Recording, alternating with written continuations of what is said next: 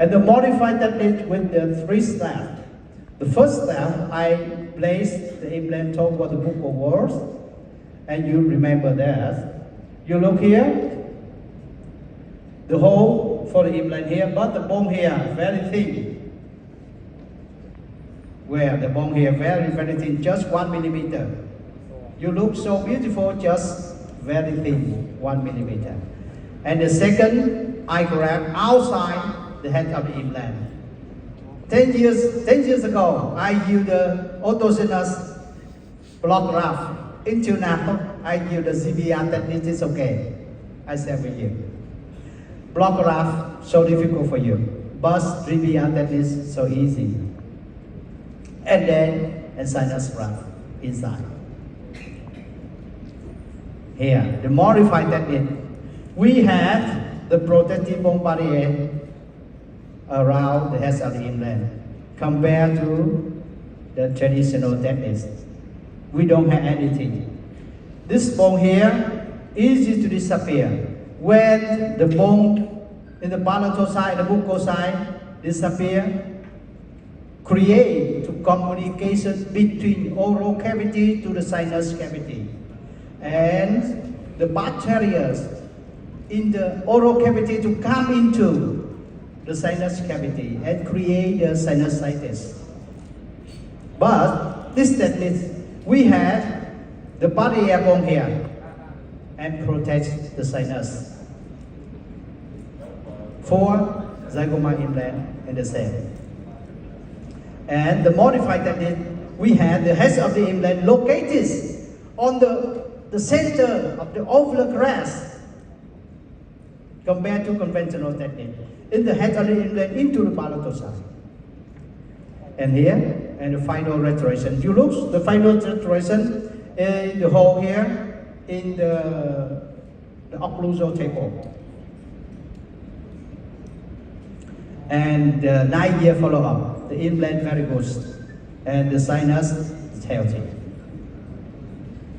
Now, I share with you the especially case. This case, the serious bone loss, especially on the left side. You look here, no bone here.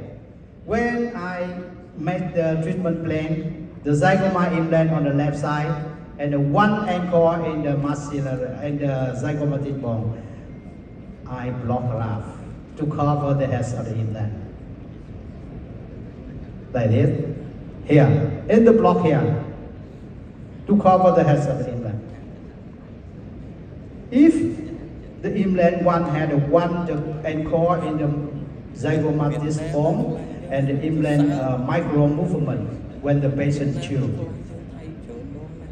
Here on the X-ray, you look the block here to keep the head of the implant. That's here protective bone carrier to compare before. Before the bone serious bone loss into the sinus. In the final restoration. And the 2-year follow-up and 4-year, 5-year follow-up and the 7-year follow-up in this case. And here, this case, I get a soft tissue inflammation. This case, the same situation, very thin bones. The same procedure, place the Zygomatic implant, toward the buccal wall, sinus graft, and outside graft. Until now, I use the CBR. You look here, I guess the protective bone. But 2 years, patient deliver final restoration, the patient had an infection. The patient have an infection here, very big infection here. Why? In this case, miss the zero bone loss concept. I have a lot of bones. I have keratinized tissue goods. Why the patient had an infection? Why? I share with you. You look here, the reason here. The bar is too close contact with the soft tissue, irrigate the soft tissue, and gingival hyperplasia makes the deep pockets. When we had the deep pocket, and easy to infection in this case. The infection, we cannot to control 100% in this case. Many reasons to create a soft tissue inflammation. In this case, I open the flap. You look here, bone disappear a lot. You look at 9 millimeter bone disappear. If we don't have protective bone barrier, how face of the maxillary sinus? If we don't have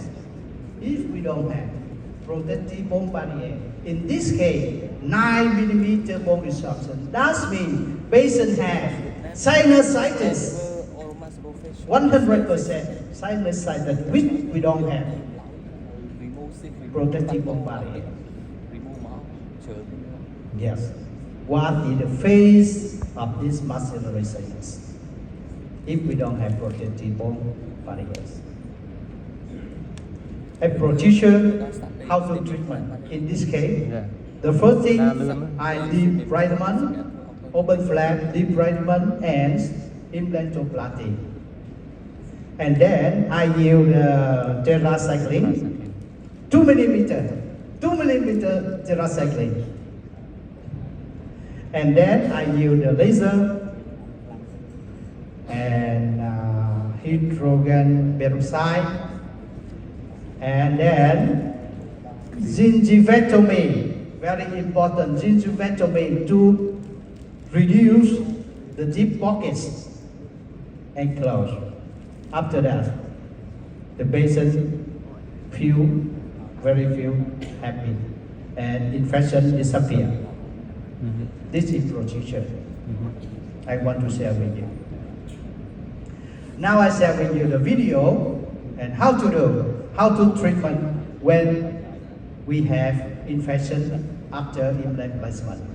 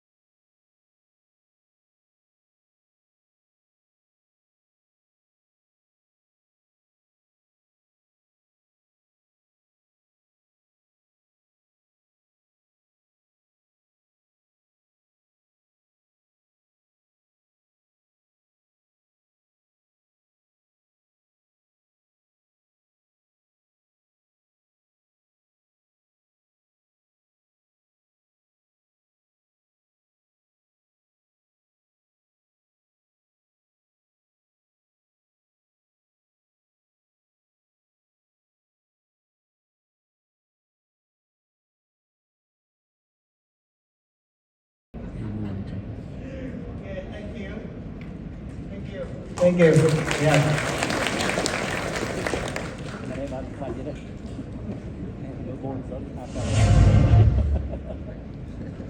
Now, you look here, peri-implantitis and soft tissue inflammation cannot to control 100%. 100%. Maybe we get the very implanted, maybe 20% cases after 5 years. 9 millimeter bone loss. And you look here, we had a 9 millimeter bone loss here compared to before. Before, a lot of bone here, and now look here. And you remember, in this case, we had a 1 millimeter bone in the palatal side. If we don't have the prosthetic bone here, but now, and the sinus very healthy. When we present the inflammation, but the sinus very healthy. Because we had the protective bone barriers. Protective bone barriers tend to bring protective bone barrier to have the sinus and very healthy until now. And the final restoration. Now in the case, we get the infection early, 1.5 months.